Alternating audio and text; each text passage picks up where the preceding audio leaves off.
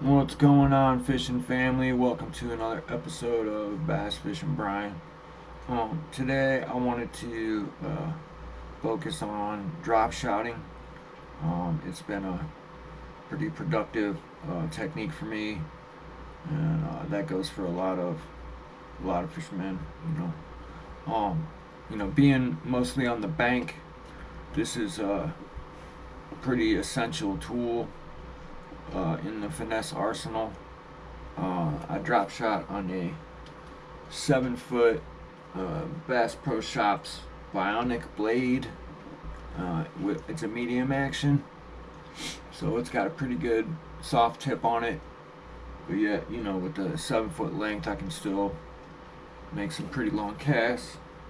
And I have it on a 3000 size Lew's spinning reel.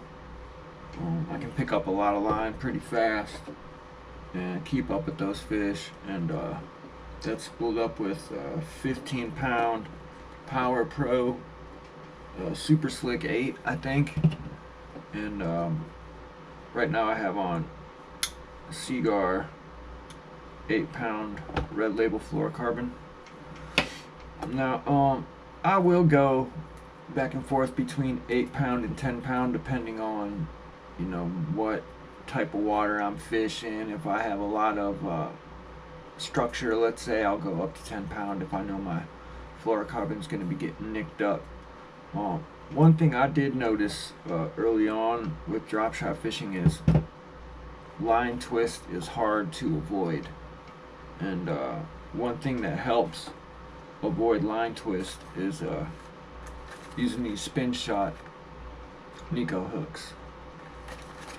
And with the spin shot Nico, you just tie to the top part of the swivel, and then with a lot of this like breakaway drop shot stuff, you just make you a little leader depending on how far up you want your hook from your sinker, and then you can just clip it on and clip it off. That way you don't lose your whole rig. Now I will use these if I'm going to be throwing baits that I'm going to thread on the whole hook, because the hookup is way better if you thread it on. And the other way to drop shot is to nose hook baits. And with the nose hooking, I use the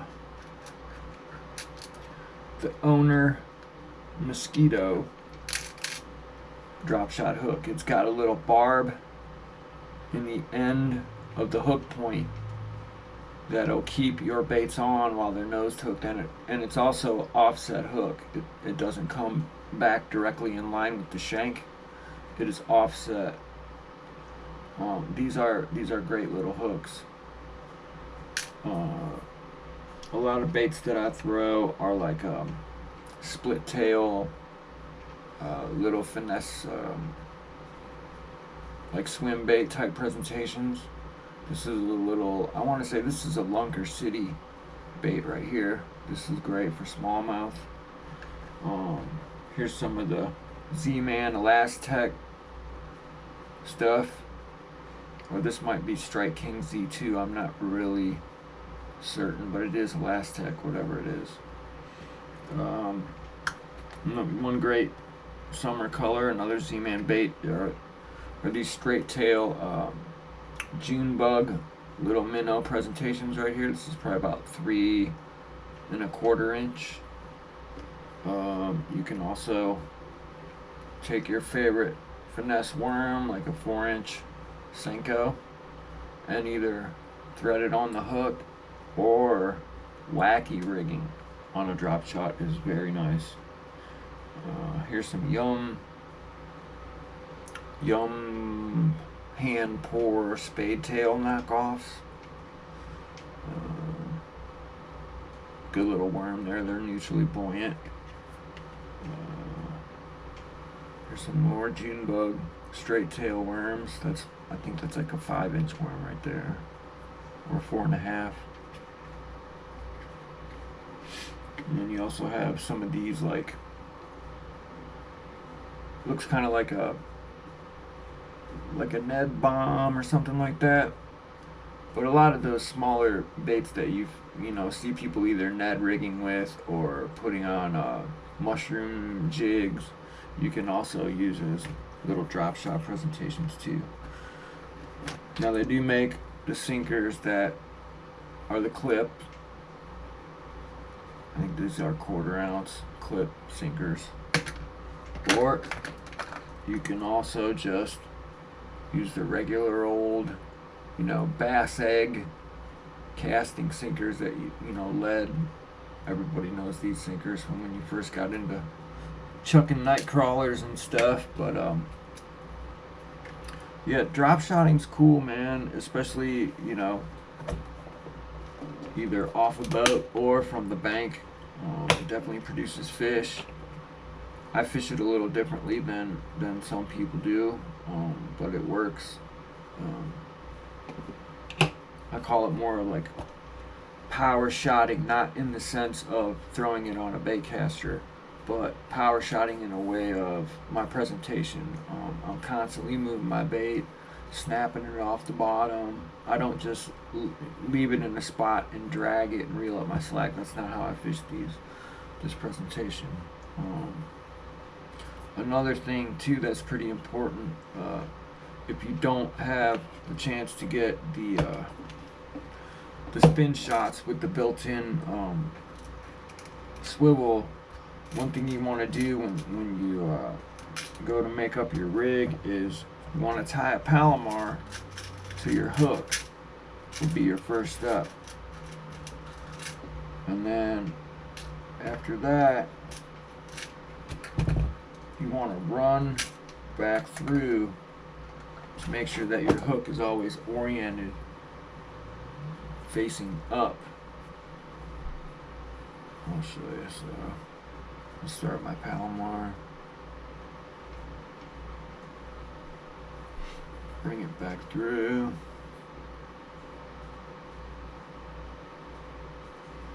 make sure the line isn't crossed over on itself.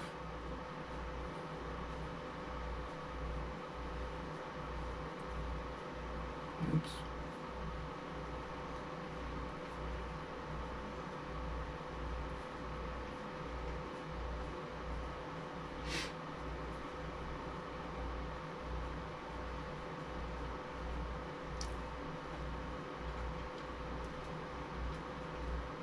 This is the important part right here, is after you get your Palomar knot cinched up, you want to take your tag end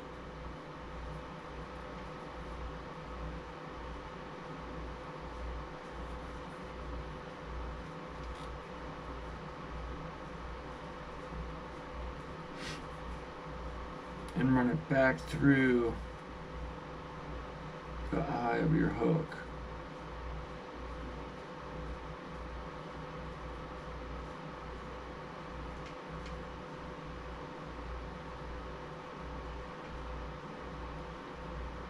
There we go. Like that. That way, when you go to tie on your sinker, see how my hook is oriented? It's always facing up. That way you can either nose hook a bait or, you know, thread right onto that little hook there. And since even if you do thread on a bait, you know, bass always eat something head first, so they're gonna get that hook. And then you just lean into them and reel set. You don't gotta set the hook with this presentation. You always want to make sure that your Palomar knot is snug down and that there's no knot in that open gap of your hook eye. So I always kind of just move it around with my fingers, make sure that there's no little loops that I can barely see caught in that open gap. So there you have that, and then take one of these clip-ons.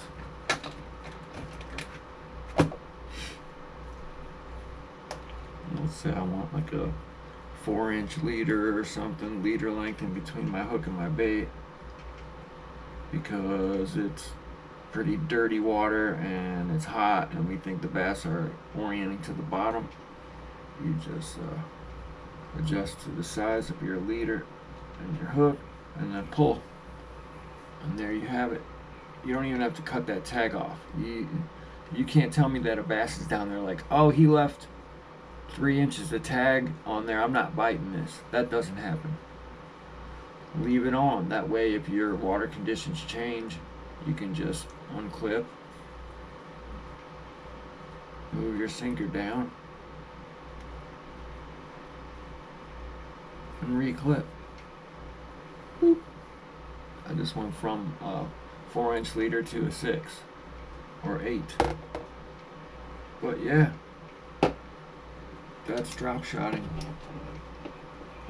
I'll show you some footage of some fish catches, and then we'll meet back up. Work on some drop shot game.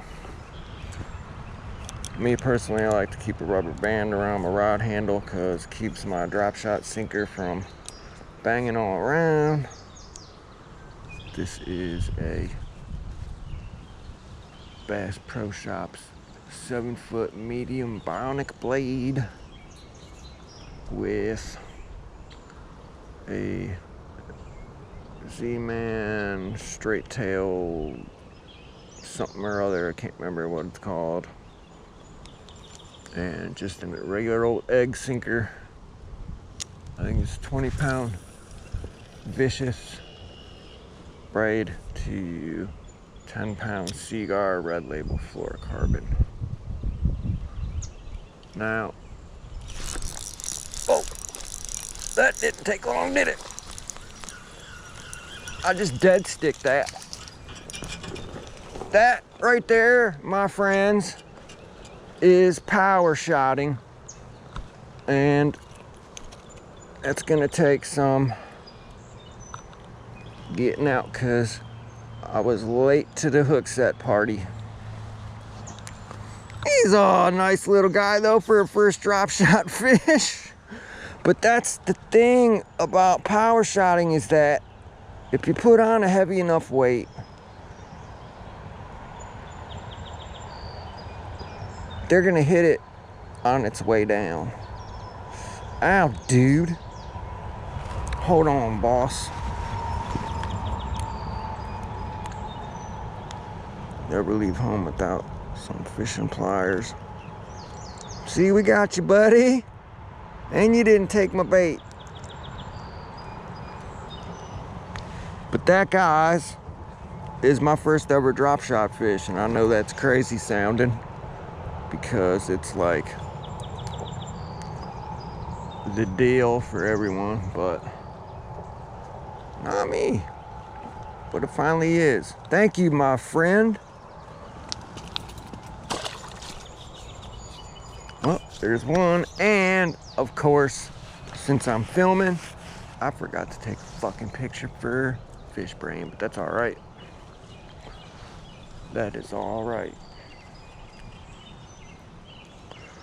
But yeah, since I was late to the party on the hook set, he definitely ate that on the way down. And I'm okay with that.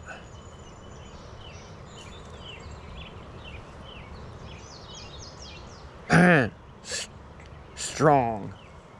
That's all I can say. He is strong and fast.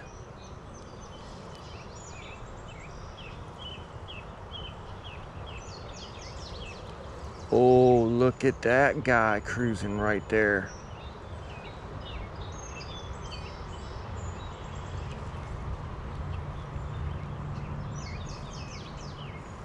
Don't tell me that she's got a nest right there. She just cruised by me.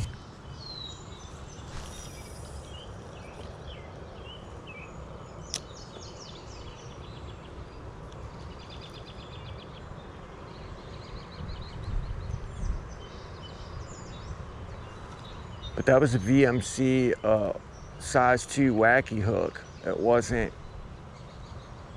the owner Mosquito, which I do have a couple of, but I like the bigger gap on the wacky hook. Gives me a little bit more freedom with certain baits.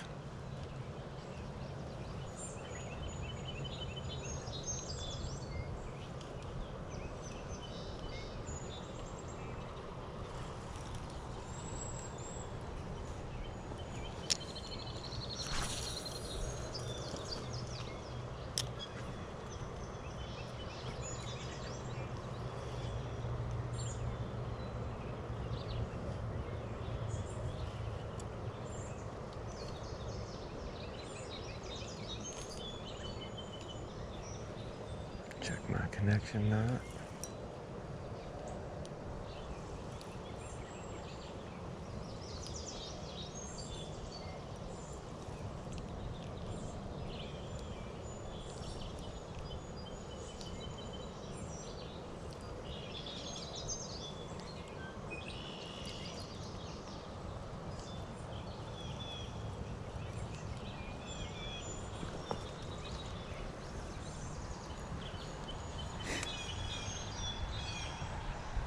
Glad to see there's still some bluegill cruising around in here, because I know the local cat fishermen, especially since the COVID lockdown, have been coming down here and massacring bluegill for catfish bait.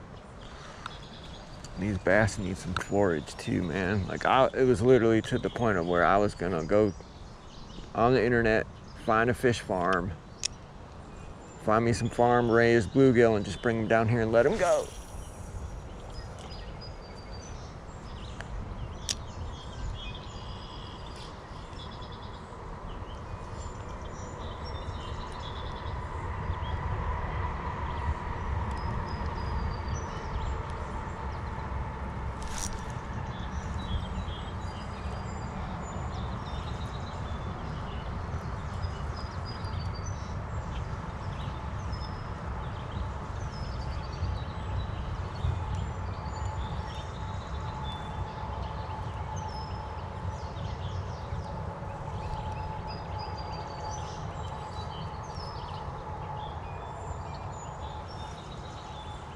Oh, yeah, something was on that. Probably bluegill tugging at it. The only drawback about these VMC hooks is there's no keeper. But with this watercolor, man, you can't go wrong with Junebug.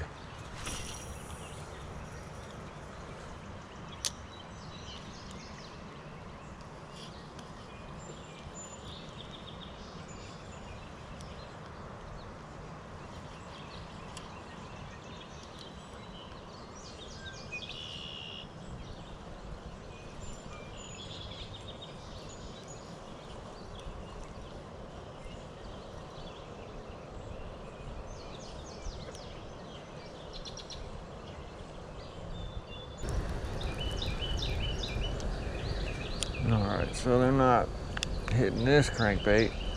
That doesn't mean I won't find a crankbait that they'll hit. This is usually a good place to throw a real shallow crank. Square bill. So I'm gonna put the old little yum fluky fluke on here on this her drop shot.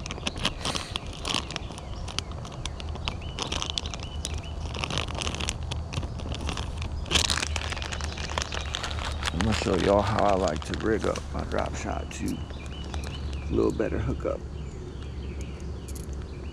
So a lot of folks like to nose hook everything that they drop shot. Me, I like to feed it all the way on the hook. That way when a fish grabs it, there ain't no small percentage of gap to hook up.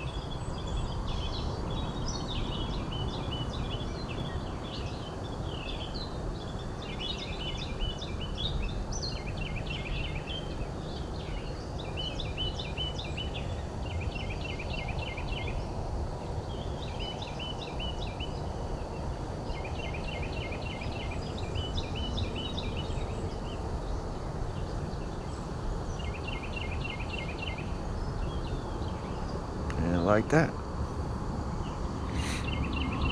That's the Trocar finesse hook.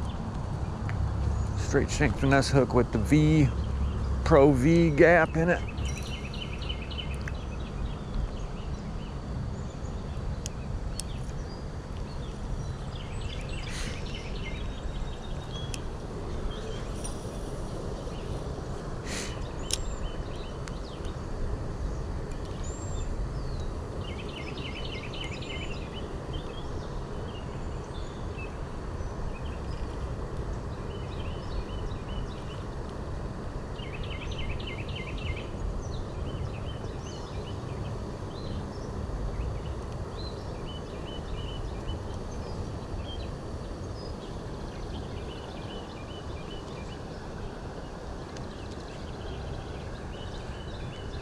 Yeah, it has gotten a lot shallower in here.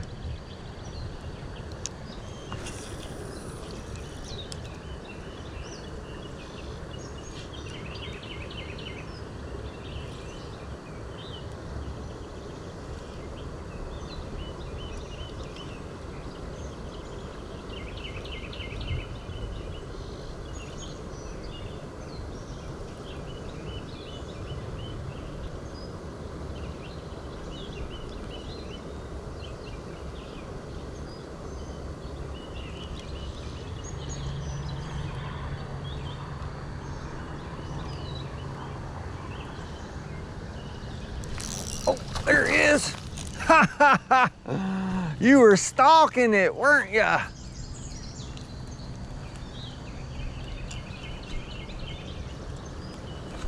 Bonk. He's feeding up good. Huh, little man. Little man, little man. That's what I like about them Trocar hooks, dude. That Pro V, you're not missing fish. Thank you, buddy. This is probably your first or second year being a little tough spotted bass, huh? There you go, boss. Thank you. Well, that's it for me, guys. I hope you liked this episode about how I drop shot fish. You know, if you're a bank angler like me, who spends 90% of his fishing time on the bank, this is a pretty essential tool. And, you know, don't be afraid to experiment with it. I've definitely caught some fish wacky rigging my drop shot worms. You know, don't be hesitant to aggressively move your bait and your presentation around. Or, you know, the fish will tell you how they want it. If they don't want it aggressive, you can just dead stick it and just, you know, let the natural movement of your body shake your bait underwater, because these baits move around a lot more than we think they do. But yeah, hope you enjoyed the episode. Please don't forget to like, share, and subscribe, and we'll see you on the next one. Peace out.